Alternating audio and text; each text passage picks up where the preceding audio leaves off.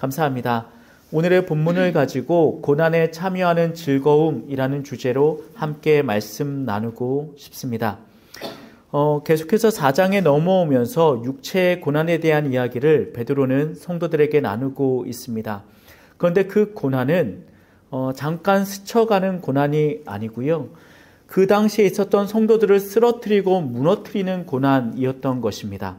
그래서 베드로가 계속해서 고난에 대해서 언급하면서 이 고난의 구절들 속에 베드로의 염려가 드러나게 됩니다. 특별히 12절에 이렇게 나옵니다. 너희를 연단하려고 오는 불시험이라고 말합니다. 그냥 시험이 아니라는 거예요. 이게 불시험이랍니다. 그런데 이 불시험이 우리를 무엇하고 있다고 말합니까? 연단한답니다. 우리는 대장장이를 직접적으로 본 경험은 거의 없습니다. 그런데 대장장이가 하는 영상들을 보게 되면 우리가 느끼는 게 있죠. 반복적인 두드림입니다. 그런데 한 번 두드린 걸로 끝나지 않고 또 뜨거운 불에 집어넣죠. 그리고 꺼냅니다. 그 다음에 또 두들깁니다. 그런데 이것으로 끝나지 않습니다. 또 집어넣어요. 또 끄집어내고 또 두들깁니다. 이게 연단입니다. 즉 불시험이라는 것 그 자체만으로도 뜨거운 이미지, 무서운 이미지를 갖고 있는데 이것이 연단과 결합되면서 너희가 당하는 고난은 단기간에 끝나는 것이 아니고 고통스럽고 반복적으로 오랜 기간 동안 이어질 것이다 라는 것을 말하고 있는 것이죠.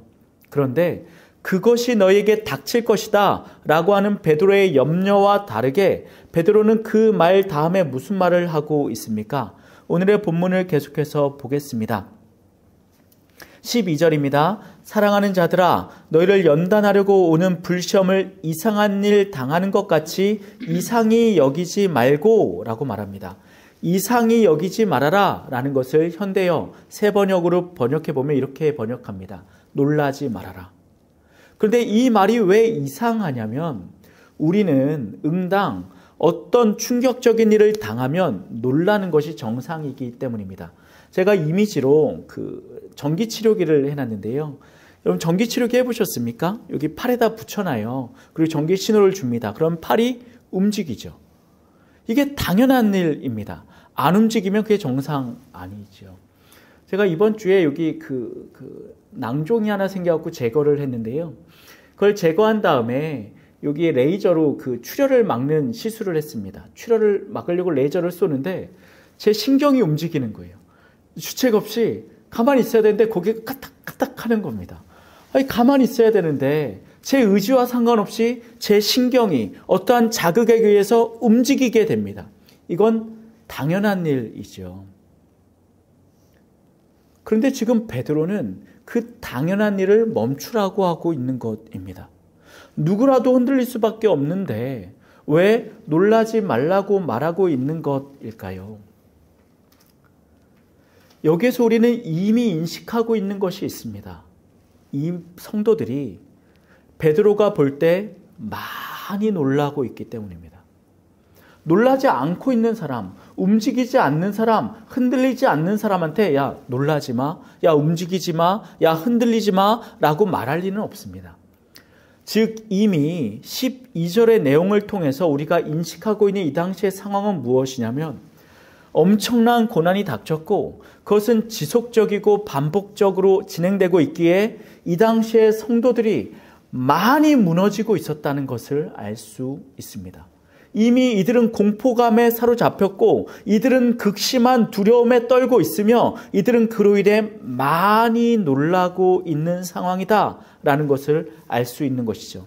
그런데 여기에서 이 저주파 치료기 혹은 신경을 건드리는 치료 혹은 갑자기 깜짝 놀라는 상황으로 인해 놀라는 일들과 이 당시 성도들이 놀라는 것은 좀 결이 다릅니다. 이 당시의 성도들은 왜 그렇게 많이 놀라고 있는가? 왜 그렇게 과하게 두려워하고 있는가? 왜냐하면 그들이 믿고 있던 근간이 흔들리고 있었기 때문입니다. 유대교를 비롯해서 많은 종교인들이 기본적으로 믿는 게 있습니다. 그게 뭘까요? 그게 권선징악입니다. 악은 반드시 처벌당해. 그러니까 선하게 살아야 돼. 그게 권선징악 아닙니까? 선을 권한다. 그리고 악은 징한다. 라는 것이겠죠. 우리는 그걸 믿습니다. 그런데 지금 성도들은 그것과 정반대의 일들을 경험하는 거예요. 이들이 한 것이라고는 성경의 말씀에 따라 예수 그리스도의 가르침을 따라 산 것밖에는 없습니다. 로마의 법을 지켜내고 그 가운데서도 가난한 사람들을 도와주며 그리고 세상의 결과는 다르게 말씀에 따라서 살아간 일밖에는 없습니다. 근데 그 결과물이 뭐라고요? 두드려 맞고 처형당하고 찢기고 짐승들의 밥으로 주어졌단 말입니다. 오히려 내가 이렇게 선하게 살았으면 세상이 나를 인정해주고 칭찬해줘도 부족한데 세상에게 나는 증오의 대상이 되었단 말입니다. 그들이 믿고 있던 권선징악이 완전히 무너져 버린 거죠. 그러니까 두려워할 수밖에 없지 않습니까? 저와 여러분도 마찬가지입니다. 여러분들 예수님 믿으시죠? 성경을 믿으실 겁니다. 읽을 거예요. 왜 그럴까요? 완벽한 하나님의 나라를 우리가 기대하기 때문입니다. 그런데 세상이 전혀 다르게 흘러가지 않느냐 말입니다. 그럼 이런 일들은 왜 일어나는가? 왜냐하면 이 세상 자체는 이미 당연하다고 하는 것이 무너진 상태이기 때문입니다. 당연히 뭡니까? 제가 여기에 한자로 써놨는데 마땅할 당이고 그럴 연자입니다. 자연할 때 연자이죠. 마땅히 그래야 되는 게 무너져 버린 겁니다. 그런데 이건 이 시대만은 아닌 것 같아요. 제가 여기에 사진 넣어놨는데요. 빅토르 위고라는 사람입니다. 이 사람의 작품 가운데 가장 유명한 작품은 레미제라블이지요. 레미제라블의 앞부분에 보면 장발장이라고 하는 한 남자의 이야기가 등장합니다. 그 누나가 갑자기 죽어요. 그래서 그의 조카들을 자기가 맡게 됩니다. 그런데 이 사람도 가난해요. 먹을 게 없습니다. 그래서 이 아이들을 굶길 수는 없으니 빵을 하나 훔쳐다가 조카들에게 갖다 주려고 합니다. 그런데 그것이 발각되고 잡혀 들어가서 19년형을 살게 됩니다. 빵 하나 훔쳤는데 19년. 지금 빅토르 위고는 그 작품을 통해 무슨 말을 하고 싶은 거냐면 프랑스는 이미 이 당연히 이루어야 될 권선징악이 무너진 상태다.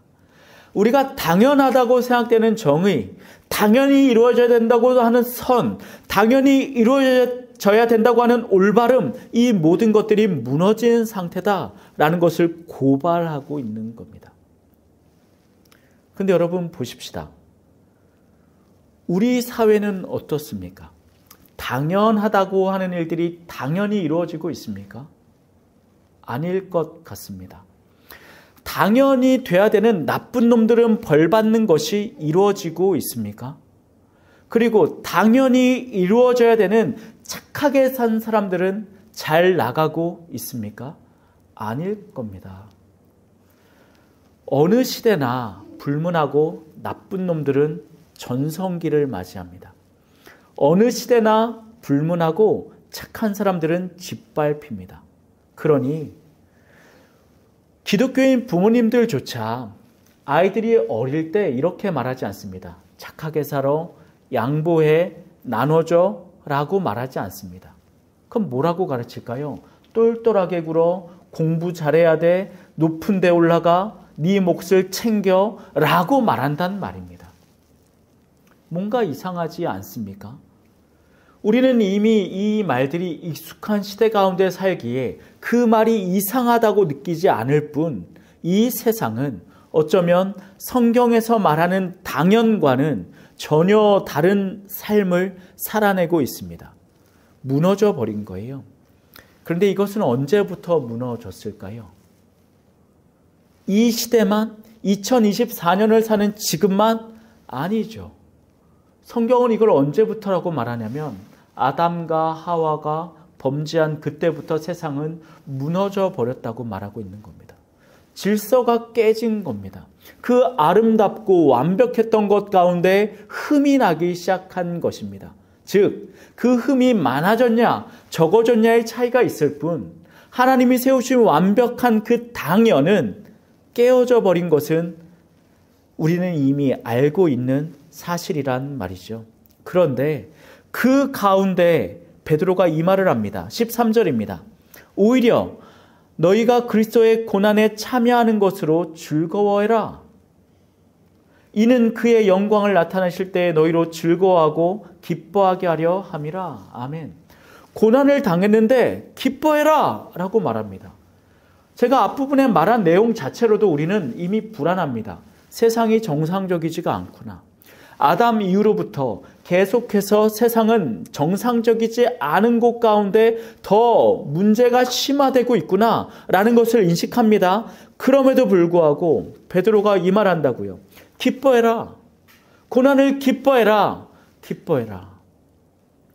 인간이라면 응당 나쁜 일이 생기면 두려워 떨고 놀라고 좋은 일이 생기면 기뻐하는 것이 마땅합니다.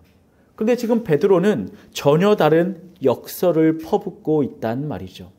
이것을 이해하기 위해 제가 좀 예시를 준비해 봤습니다. 바로 이거예요. 노화입니다. 우리는 늙는 걸 싫어합니다. 제가 아직도 기억나는 게 2000년 초중반에 유행했던 게 동안 이건 것 같습니다. 요즘은 동안이라는 표현도 잘 안 써요. 왜? 모두가 동안이거든요.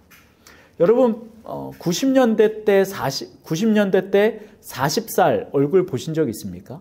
제가 TV를 봤는데 90년대에 무슨 뉴스 뭐 이런 것들을 보여주는 영상이었습니다. 거기에 40살이 나왔는데 정말 아저씨인 거예요.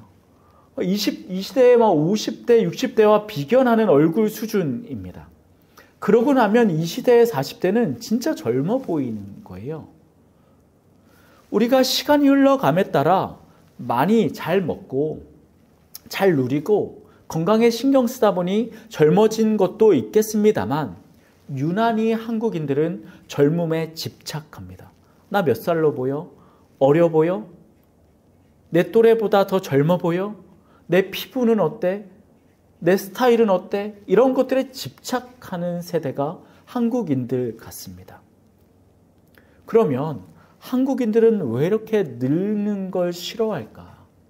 제가 그걸 한번 묵상해 봤습니다. 왜 그러냐면 내 늙어 보이는 얼굴이 정상이 아니라고 생각하는 것 같아요. 제가 아침에 아이들과 자주 듣는 노래들 중에 하나가 이문세 씨 노래 중에 알 수 없는 인생이라는 노래입니다. 거기에 이런 가사가 등장해요. 나 가끔은 거울 속에 비친 내가 무척 어색하죠. 정말 몰라보게 변했네요.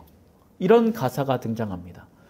이거 아직 젊으신 분들은 못 느낄 수도 있습니다만 저는 가끔 느낍니다. 가끔 이렇게 어느 날 이렇게 세수하고 샤워하고 거울을 봤는데 유난히 흰머리가 많이 보이는 날이 있어요. 뭐야? 뭐야? 놀랍니다. 그냥 아내를 불러요. 여보 일로 와봐. 흰머리 진짜 많지. 어느 날이에요. 이게 제가 차근차근 했던 게 아니에요. 어느 날 갑자기 보니까 뭐야? 나 왜 이렇게 늙었지? 이 생각이 듭니다. 그럼 아내가 저한테 권해요. 염색해. 아니야. 야, 늙었는데 늙은 걸 감춰서 뭐하냐. 나 그냥 백발로 살래. 라고 말하고 대화는 끝이 납니다. 이것이 우리 사회의 단면인 것 같아요. 우리는 늙습니다. 늙음의 현상을 정상이 아니라고 받아들여요. 흰머리가 났네. 정상이 아니네. 그럼 정상으로 돌아가야지. 어떻게? 까맣게 염색해서. 이미 우리 안에는 어떠한 기준점이 있다니까요. 정상의 기준점. 그리고 그 정상의 기준점은 대부분 언제냐면 내가 팽팽했고 쌩쌩했고 예쁘고 멋있고 까맸던 그때 한 지점. 그러다 보니 그 지점 이후로 모든 순간이 우리한테 무엇으로 느껴집니까? 비정상.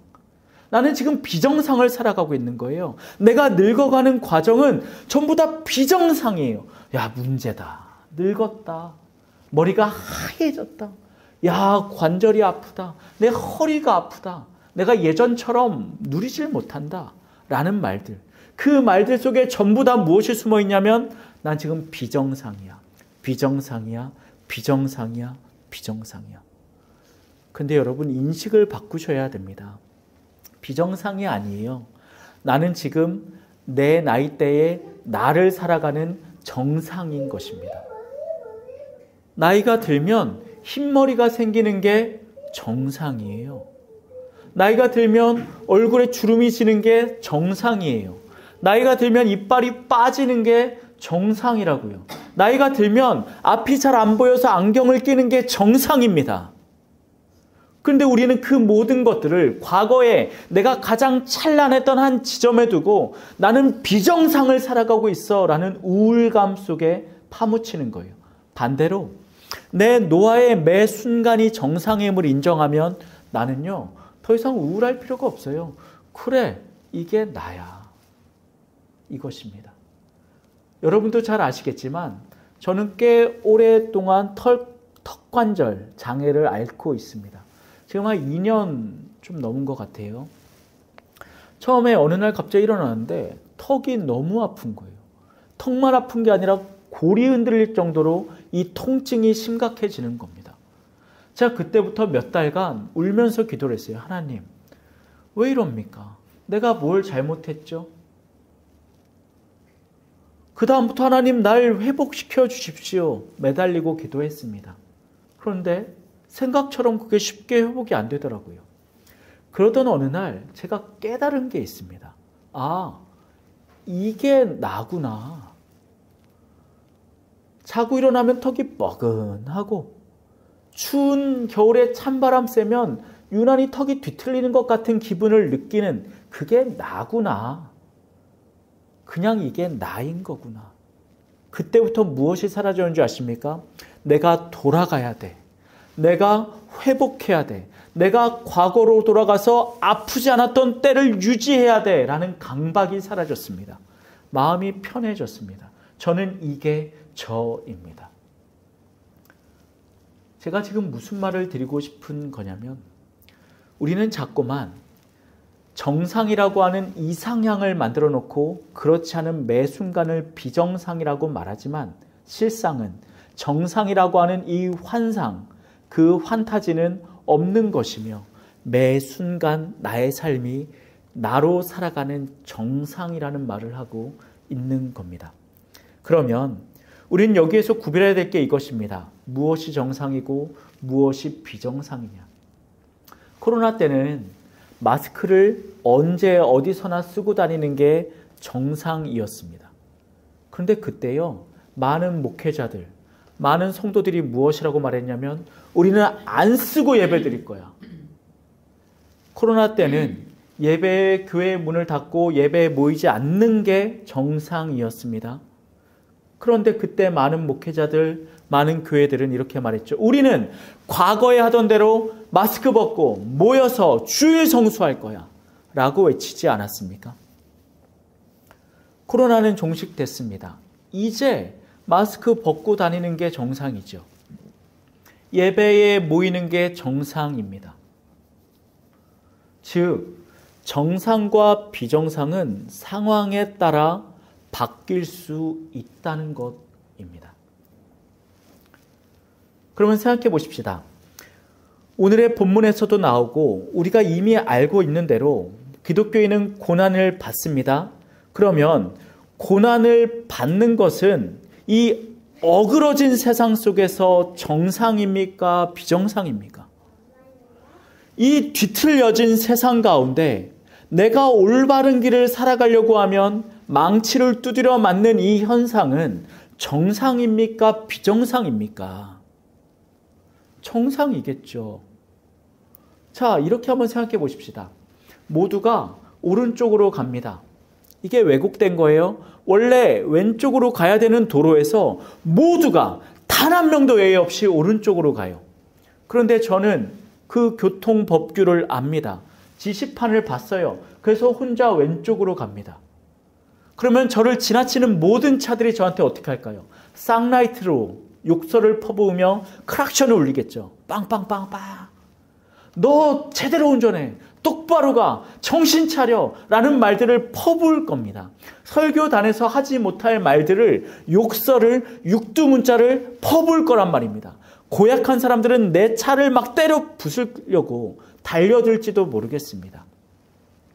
그런데 우리는 알고 있습니다. 이게 왼쪽으로 가는 길인데. 그런데 모두가 오른쪽으로 가는 상황 속에서는 누가 죽일 놈입니까? 내가 죽일 놈입니다. 마찬가지로 앞서서 1챕터에서 말했던 것처럼 이 세상은 이미 뒤틀려져 있습니다. 완전히 어그러졌습니다. 거기에서 바르게 살려고 하는 기독교인들은 고난을 당하는 것이 정상입니다. 그러면 이제서야 베드로의 말이 이해가 됩니다. 베드로는 이 고난에서 기뻐하라고 말하지요. 왜냐?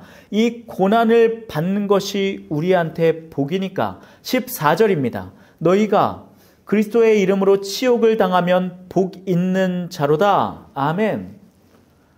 우리는 무슨 복을 바랄까요? 물질, 건강, 사랑, 내 사업의 성공 이런 것이 아니죠. 복이 뭡니까?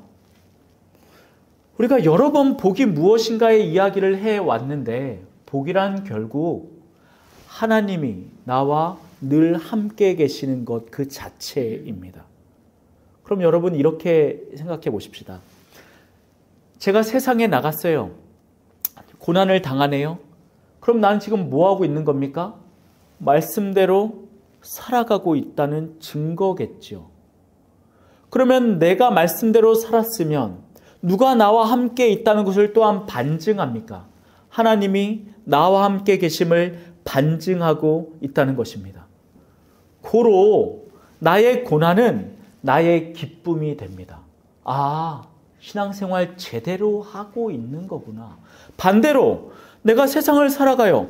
아무런 문제도 없고 아무런 걸림돌도 없고 오히려 막 더 잘 돼요. 막 더 일이 잘 되고 아무런 문제도 없이 막 흥하기 시작해요. 그럼 그게 뭡니까? 그건 저주입니다. 내가 나도 모르거나 혹은 알거나 하는 어떤 영역에서 이미 타협하고 있다는 말이 되는 겁니다. 제가 그래서 여러 번 설명드리죠. 저는 대형 교회가 진짜 초대형 교회, 메가처치가 이해가 되지 않습니다. 일정 부분 타협하지 않는 한 그 정도의 규모는 제가 볼 때 일으킬 수가 없습니다. 왜요? 계속해서 날 때리는데요. 여러분 오락실 가보십시오. 오락실 가면 두더지 잡기 있죠. 걔네들은 고개를 내밀 수가 없어요. 왜? 내미는 순간 족족 날 때리니까. 그러면 나오자마자 두드려 맞고 나오자마자 두드려 맞고. 그러니 어떻게 그게 성립할 수가 있겠습니까? 그러니 반대로 한번 생각해 보십시다. 내가 신앙생활을 하는데 내가 계속 힘든 일을 당하네요. 어려움에 직면하네요. 그럼 그때마다 이걸 인식하십시오. 아, 내가 잘하고 있구나. 아, 내가 진짜 말씀대로 살고 있구나. 반대로 나 스스로 내가 기독교인이라고 믿어요. 근데 누구도 나를 걸림돌로 여기지 않아요. 누구도 나의 삶에 대해서 지적하지 않아요. 누구도 나에 대해서 비방하지 않네요. 그럼 그때서야 조심해 보시라니까요. 내가 진짜 기독교인 맞나? 나 진짜 예수 믿나? 나 진짜 예수의 말씀대로 살아가고 있나? 이런 것들. 그러기에 오늘 베드로는 성도들에게 이 말하는 겁니다. 복이 있는 자다. 베드로는 소시오패스 아닙니다. 사이코패스가 아니에요. 야, 두드려 맞냐? 야, 잘 됐다. 야, 복 받았다, 복 받았어. 이런 뉘앙스가 아닙니다. 고난을 통해서만 확인할 수 있는 것이 성도의 삶이기 때문에 이 말을 내뱉는 것이죠. 그러면 이 시점에서 우리가 다시 한번 확인해 봐야 될 것이 이것입니다. 고난의 기준이 뭐냐? 왜냐하면 우리는 고난을 아무 때나 사용한다고 저번에도 한번 말씀드렸죠. 내가 잘못해서도 받는 고난을 내가 고난이라고 생각해서 아, 내가 신앙생활 잘하고 있구나 라고 믿으면 안 된다는 말입니다. 오늘의 본문에도 동일하게 나옵니다. 15절입니다. 너희 중에 누구든지 살인이나 도둑질이나 악행이나 남의 일을 간섭하는 자로 고난을 받지 말려니와 이것입니다. 이것을 저는 부끄러운 고난이라고 표현했습니다. 제가 5,000원권을 해놨는데요. 이게 77246 여기다 네모칸을 해놨습니다. 77246 사건이에요. 진짜 유명한 사건입니다. 우리나라의 위조 지폐 사건 가운데 가장 단일 사건으로 가장 크고 가장 해결이 어려운 사건입니다. 재미있는 건 뭐냐면 아직도 이 위조 지폐가 시중에 돌아다녀요. 다 회수가 안 된 거예요. 얼마나 많이 만들었으면. 이거를 막 뿌리고 다녔기에 아직도 발견돼요. 지금 이게 벌써 10몇 년 전의 사건이거든요. 아직도 이것이 다 회수가 안 될 정도의 거대한 사건이었습니다. 그런데 이 사건을 일으킨 사람, 저와 여러분이 다 알고 있는 분이죠. 저와 여러분이 함께 교회에 신앙생활했던 분 아닙니까? 그분이 얼마나 열심히 기도했습니까? 얼마나 뜨겁게 찬송가를 부르고 전도하러 다니고 얼마나 많이 교회에서 봉사를 했습니까? 그런데 우리가 알지 못하는 이면에서 이런 불법적인 일들을 자행하고 있었단 말입니다. 그 결과 이분이 감옥 갔죠. 그럼 물어보십시다. 이분은 고난을 당한 거라고 말할 수 있습니까? 개인적인 입장에선 그럴 수 있죠.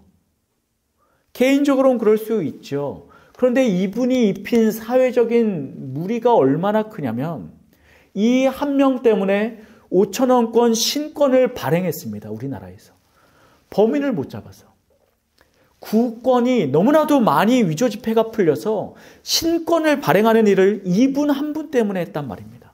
그리고 이분한테 돈을 받은 그 구멍가게 사장님들은 또 얼마나 큰 피해를 받았느냐 말입니다.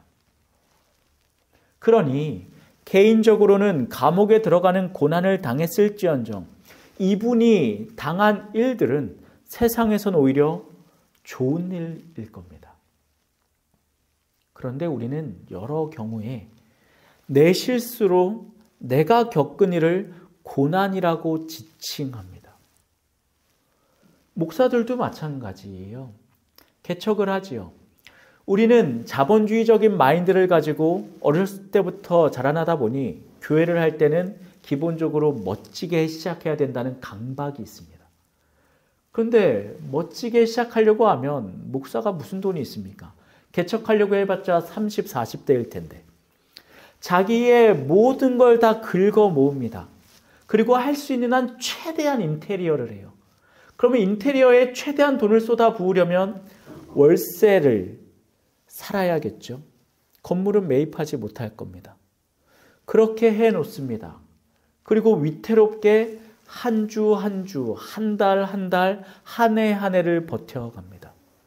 근데 개척교회는 생각처럼 돈이 되지 않죠. 그래서 몇 년 버티다 무너져 버립니다. 그러면 그때마다 목사님들 그리고 그 목회자와 함께 있던 목회자의 배우자가 내뱉는 기도의 제목은 이 고난을 이겨내게 도와주십시오 라는 기도의 제목입니다. 그리고 많은 성도님들이 그 간증에 같이 눈물 지어 줍니다. 근데 저는 그게 이해가 안 됩니다. 그거는 고난이 아닙니다. 내 욕망이 투영된 겁니다. 멋지게 해보고 싶은 내 욕망. 그래서 이 멋진 인테리어를 보고 사람들이 와서 우와, 내 이 교회 다녀야겠다 라고 생각하고 싶은 그 욕망, 그것이 투영된 결과물일 뿐이지 성경 어디에 개척을 해라. 개척할 때는 몇 평 이상 해라. 거기 인테리어는 어떻게 해라 라고 나와 있느냐 말입니다. 그렇지 않습니다. 그러니 여러분 기억하십시오. 내 욕망으로 인해서 당하는 고난은 부끄러운 고난입니다. 그래서 베드로는 그 다음 구절에 이렇게 말합니다. 16절입니다. 만일 그리스도인으로 고난을 받으면 부끄러워하지 말고 도리어 그 이름으로 하나님께 영광을 돌리라. 아멘. 그리스도인이라서 받는 고난은 부끄럽지 않은 고난이 되는 겁니다. 지금 베드로가 4장에서 반복적으로 말하고 있는 고난은 딱 하나입니다. 내가 기독교인이기에 당하는 고난. 어떤 집단에 들어갔는데 거기 모두가 악한 짓을 자행합니다. 근데 나는 기독교인이기에 난 그럴 수 없다라고 말할 때 당하는 고난. 그것이 바로 오늘 베드로가 말하는 고난입니다. 구체적으로 한번 예시를 들어 가정해 보십시다. 대통령이 쿠데타를 일으키려고 합니다. 계엄령을 선포하려고 합니다. 그런데 그 중에 내가 기독교인이기에 나는 절대 그럴 수 없습니다. 이것은 인권을 유리하는 짓이며 이것은 사람들을 짓밟는 짓이기에 나는 말씀에 따라서 절대 그렇게 살 수 없습니다라고 거부권을 들고 말했습니다. 그래서 대통령이 나중에 쿠데타에 성공했네요. 이 사람을 감옥에 쳐넣거나 사형에 시켰다면 이 사람이 당하는 고난은 무엇이라고 말할 수 있습니까? 부끄럽지 않은 고난. 오늘 베드로가 말하고 있는 고난입니다. 그런데 어느 한 명 그런 사람이 있느냐 말입니다. 수없이 우리나라에 계엄령이 선포되는 동안 어느 한 명 기독교인들이 그런 짓을 한 적이 있느냐 말입니다. 그래 놓고서는 각 교회들마다 내 고난을 없애달라고 울부짖는 목소리는 끊이지 않습니다. 부끄러운 일입니다. 여전히 우리나라의 여당엔 다수가 기독교인입니다. 지난주 토요일 날, 지난주 토요일 날 탄핵 가결 투표를 하는 자리에 여당이 완전히 불참했습니다. 제가 이미 알고 있거든요. 누구가 기독교인인지. 제 낯짝이 뜨거웠습니다. 야, 저걸 기독교인이라고. 저러고선 교회 가서 예배드리겠지. 목사들은 그런 사람한테 머리에 손 얹고 기도해 주겠지. 저는 그 목사도 문제고 그 성도라고 믿는 자신도 문제라고 확신합니다. 그런 목사들이 그런 괴물들을 만들어내는 것입니다. 아니라고 말해야죠.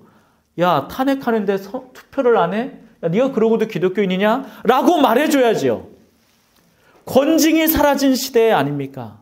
그래 놓고서는 부끄러운 고난이 고난이라고 믿으며 부끄럽지 않은 고난은 무시하는 시대 가운데 살고 있단 말입니다. 세상은 어그러졌습니다. 원래 그런 거예요. 문제는 어그러진 세상 가운데 교회는 똑바로 있어야 되지 않습니까? 정상과 비정상이 상황에 따라 오르락 내리락 하는 이 시대 가운데 우리는 완벽한 캐논, 이 흔들리지 않는 기준을 갖고 있기에 흔들리면 안 되는 것 아닙니까? 그런데 지금 보십시오. 개신교도 같이 날뛰고 있단 말입니다. 제가 아내한테는 여러 번 말했습니다. 여보, 진짜 목사로 살아가는 게 창피하다. 지난주에도 아이유, 무슨 이승환, 그리고 또 누구죠? 유명한 영화배우, 이런 사람들이 말했더라고요. 여러분들 추우시니까 핫팩도 받으시고 커피도 드시고 이 시위에 같이 따뜻하게 하시자고. 저는 그런 발표를 한 목사를 한 명도 못 봤습니다. 우리나라 이 메가처치에 그 칭송받는 담임 목사들 중에 단 한 명도 그런 일을 한 사람을 보질 못했습니다. 아니, 잘만 모이던데요. 10월 달에 얼마나 잘 모였습니까? 광화문에 모여서 동성애를 몰아내자. 얼마나 많이 했습니까? 거기 가서 돈을 또 얼마나 썼습니까? 너도 나도 몰려가서 누가 알아주지도 않는 작은 교회들도 대절해서 가지 않았습니까? 그런데 왜 지금은 잠잠합니까? 그리고 나서는 이렇게 말하겠죠. 와, 고난당하고 있다, 기독교가. 야, 지금 이 좌파 세상이 돼서 교회들의 젊은이들이 안 온다, 젊은이들이. 얼마나 어리석고 무지한 시대입니까? 저는 그런데 사실 왜 그런지 알고 있습니다. 그분들이 생각하는 정상이 어디냐면 이승만 정권이기 때문입니다. 응당 교회가 바라봐야 될 정상은 하나님의 말씀이어야 하는데 그분들이 바라보는 정상적인 교회, 정상적인 기독교는 이승만 정권 때이기 때문이란 말이죠. 사랑하는 성도 여러분들, 정상과 비정상을 기억하십시오. 그리고 우리가 바라봐야 될 정상은 세상처럼 시대와 상황에 따라 흔들리고 넘어지고 바뀌는 정상과 비정상이 아니라 늘 언제나 나에게 한 가지 기준이 있음을 기억하시길 축원합니다. 그러기에 우리가 말씀대로 살아가면 우리는 반드시 어그러집니다. 그러니 말씀대로 내가 내 삶을 진행해 나아가면 나는 반드시 세상에서 잊혀지고 짓밟히는 존재가 될 수밖에는 없습니다. 비극적이죠. 너무 희망이 없습니다. 그런데 여러분, 그런 성도들에게 베드로가 이런 말들을 덧붙입니다. 즉, 고난을 만난 성도들에게 베드로가 마지막 말들을 덧입히고 있는 것이죠. 17절, 18절입니다. 제가 대신 읽겠습니다. 만일 하나님의 집에서 심판을 시작할 때가 되었나니 만일 우리에게 먼저 하면 하나님의 복음을 순종하지 아니한 자들의 그 마지막은 어떠하며 또 의인이 겨우 구원을 받으면 경건하지 아니한 자와 죄인은 어디에 서리요. 아멘. 고난을 받으면 부끄러워하지 말고 영광을 돌리라고 말했죠. 그 이유는 이미 제가 챕터 2에서 말했던 것입니다.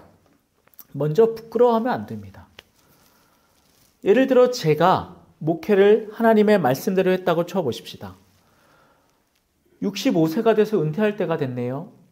이 자리에 아무도 없다고 쳐보십시다. 그럼 저는 부끄러워해야 됩니까? 수치스럽다. 야, 난 진짜 쓰레기구나. 야, 난 목회자로서 빵점짜리구나. 빵점짜리야. 부끄러워해야 됩니까? 제가 목회자로서 물질에 욕심내지 않고 교회에서 주는 사례비로 검소하게 살아냈다고 쳐보십시다. 지금 입는 옷을 60살까지 입었습니다. 다 헤어졌네요. 막 낡았어요. 옷 살 돈이 없어서. 구두 밑창에 구멍이 나기 시작하네요. 어느 모임 장소를 갔습니다. 그럼 누구는 명품을 입고 옵니다. 누구는 쫙 빼입고 왔어요. 그럼 저는 거기서 부끄러워해야 됩니까? 내 옷에 구멍을 가리며 부끄러워. 창피해. 나 왜 이렇게 가난한 거야? 왜 이렇게 돈이 없어? 이래야 하는 게 맞습니까? 우리는 그래 왔죠. 그러라고 배워왔고요. 그러니 목회를 하더라도 사람 많이 모아놓고 나중에 유명해져서 명품차 타고 명품을 입고 다니라고 배우지 않았습니까? 머리에 기름 쫙 발라서 멋있게 하고 다니라고. 그런데 오늘의 본문을 보니 다른 말을 안 해요. 부끄러워할 필요 없어. 말씀대로 살았는데 너를 추종하는 사람들이 없어? 말씀대로 살았는데 너희 공동체에 사람이 없어? 말씀대로 살았는데 너가 옷에 구멍이나 가난해? 주머니에 돈이 없어? 노년이 되는데 누구도 나를 알아봐 주지 않아? 그거 부끄러워할 필요 없어. 이 말하고 있다니까요. 기독교인이 부끄러워할 때는 딱 하나입니다. 세상과 타협해서 내 신앙을 저버렸을 때. 근데 우리는 반대로 생각하는 것 같아요. 내가 하나님의 말씀을 따르지 않고 성공하면 난 자랑스러워요. 반대로 내가 하나님의 말씀을 따르다가 실패하면 스스로 수치스러워한다고요. 제가 학생부를 오래 했습니다. 어떤 담임 목사님은 이런 분이 계셨어요. 학생의 활동을 전혀 안 했어요. 한 번도 예배에 나온 적이 없어요. 그런데 걔가 외국의 유명한 대학교를 갔네요. 걔를 방학 때 불러다가 앞에서 간증을 시켰어요. 내가 어떻게 하나님의 은혜로 그 좋은 대학을 갔는가. 그런데 여러분, 반대로 저랑 같이 학생회에서 고생하고 학생회 애들 전화 돌리고 신앙대로 살려고 발악했던 애는 우리가 잘 알지 못하는 대학에 들어갔다고요.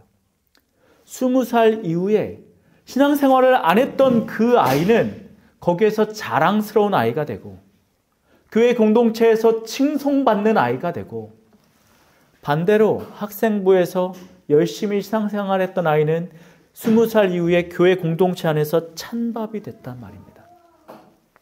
여러분, 여러분의 기준은 어떠십니까? 여러분들의 자녀가 어느 편에 서 있길 바라십니까?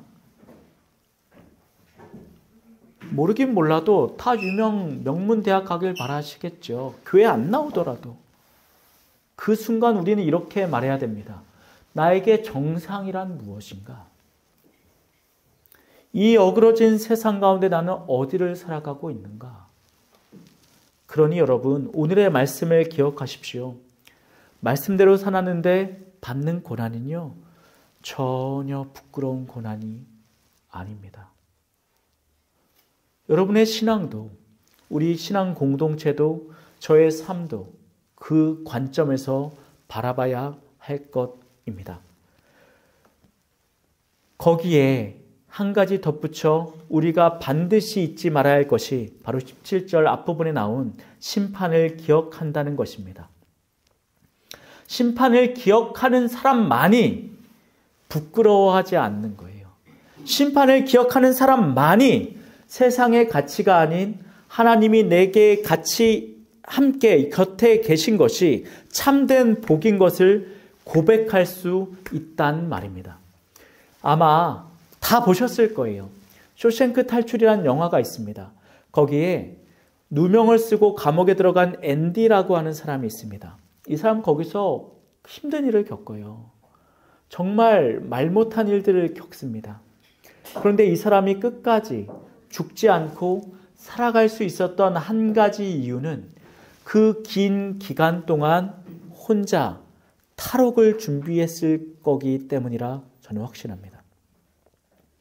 탈옥의 날을 내가 정해놓고 그 날 동안 아무도 모르게 참아내고 버텨가며 살아온 것입니다.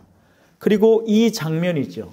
드디어 탈옥에 성공해서 비를 온몸에 맞는 순간 그가 누렸을 자유함은 누구도 어떤 가치로도 비교할 수 없을 것이라는 말입니다. 저는 성도의 삶이 딱 그럴 거라 생각합니다. 우리는 지금 이 긴 감옥 생활을 세상에서 하고 있는 겁니다. 언제를 알고 있죠? 탈옥의 날, 마지막 날, 해방의 날, 자유의 날을 우리는 알고 있습니다. 주님 오실 거다. 그러니 여기에서 우리는 무엇합니까? 세상과 동화되지 않고 세상과 반대로 가더라도 이 길을 따라가고 있단 말입니다. 그러니 힘내시란 말이죠.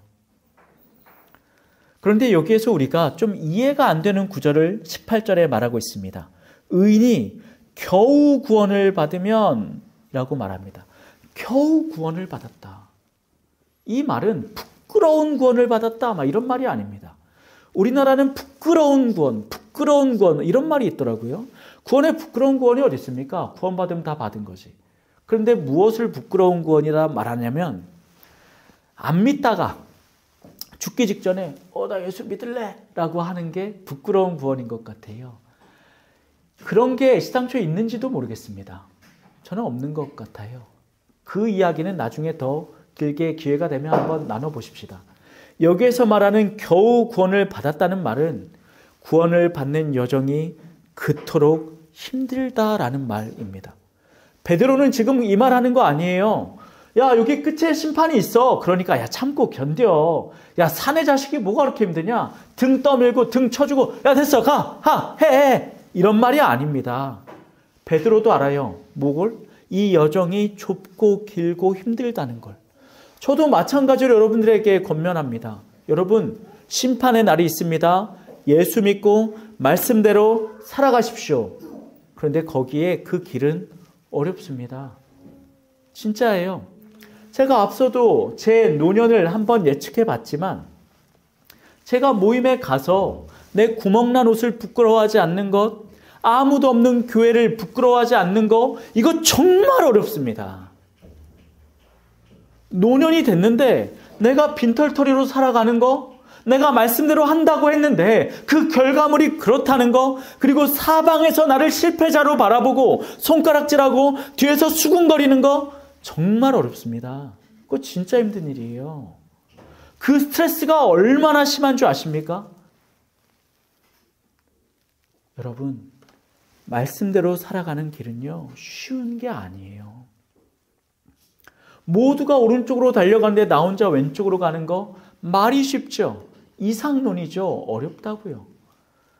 대통령이 계엄을 선포하는데 나는 기독교이니까 아니요, 난 안 하겠습니다 라고 하고 들고 빠지는 거 어려운 거예요. 누구도 쉽지 않다고요. 지금 베드로도 그 말하는 겁니다.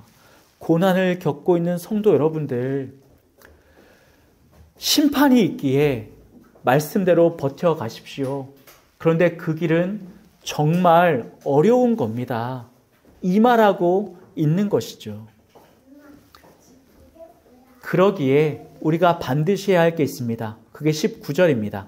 19절 마지막 이 말씀 제가 대신 읽겠습니다. 그러므로 하나님의 뜻대로 고난을 받는 자들은 또한 선을 행하는 가운데 그 영혼을 미쁘신 창조주께 의탁할지어다. 하나님을 붙잡고 가라는 거예요. 정상과 비정상을 시간과 때에 따라 왔다 갔다 하는 세상을 붙잡고 가지 말고 언제나 그 자리에 흔들리지 않는 하나님을 붙잡고 있으라는 겁니다. 모두가 우르르르 가니 그 사람들을 믿으시겠습니까? 아, 야, 이 길이 아닌가 보다 하고 바꿀 수 있는, 언제든지 말을 번복할 수 있는 그들을 믿으시겠습니까? 아니시겠죠. 이번에 한 젊은 정치인이 도마 위에 올라서 완전히 짓밟혔습니다. 저도 같이 거기에 한 몸이 돼서 씹어댔어요. 야, 저 진짜 나쁜 놈이다. 뭐 저런 놈이 있냐? 아니, 그 여당의 많은 위원들 가운데 왜 특히 그 사람이 짓밟혔을까요? 왜 사람들이 그 사람을 유난히 미워하고 싫어했을까요? 왜냐? 앞에서 한 말과 다음에 한 말이 달랐으니까. 그런데 여러분, 그게 세상이에요. 얼마든지 내 이익에 따라 이랬다가 저랬다 한다고요. 하나님은요, 아니에요. 성경에서 표현하기로 이분은 움직이는 그림자도 없대요. 아주 작은 부분도 흔들리지조차 않으시는 그 하나님이라는 표현입니다. 그럼 여러분들은 누구를 붙잡으시겠습니까? 이 말하고 있는 것이죠. 자명하죠. 내가 고난을 당했을 때 흔들리는 세상을 바라볼 것이 아니라 여전히 힘들고 아프고 나에게 다가오는 일들이 곤욕스럽지만 그럼에도 변하지 않는 진리를 붙잡고 가는 겁니다. 쇼생크 탈출의 대사로 설교를 마무리 짓고 싶습니다. Get busy living or get busy dying입니다. 앤디의 친구가 감옥에서 대화를 나눕니다. 이렇게 말하죠. 감옥은 둘 중에 하나야. 바쁘게 살던가 바쁘게 죽어가던가. 우리는 결국은 둘 중에 하나를 붙잡고 살아갑니다. 인간은 무언가를 의탁하는 존재잖아요. 세상을 의탁하거나, 그래서 세상이 주는 달콤함을 누리며 살아가던가, 하나님을 의탁하던가, 그래서 흔들리지 않는 하나님이 주시는 영원한 생명을 붙잡던가입니다. 우리가 믿는 성경은 이렇게 말합니다. 세상을 붙잡고 바쁘게 살아가면 너네는 죽음을 향해 가는 거야. 하나님을 믿고 바쁘게 살아가면 너희들은 생명을 향해 살아가는 거야. 우리의 삶은 늘 바쁩니다. 이거는 부정할 수 없는 거예요. 세상을 살든 말씀대로 살든 힘들고 어려운 여정임에 틀림없습니다. 그런데 결국은 이것입니다. 죽음을 살아가냐, 삶을 살아가냐. 고난 앞에서 우리가 고백해야 할 것은 이겁니다. 고난은 우리의 판단을 흐트리거든요. 무엇을 선택할래? 그 상황 속에 늘 언제나 흔들리지 않고 당연하며 변하지 않는 정상의 기준이신 하나님을 붙잡고 가시는 여러분 되시길 축원합니다. 기도하시겠습니다.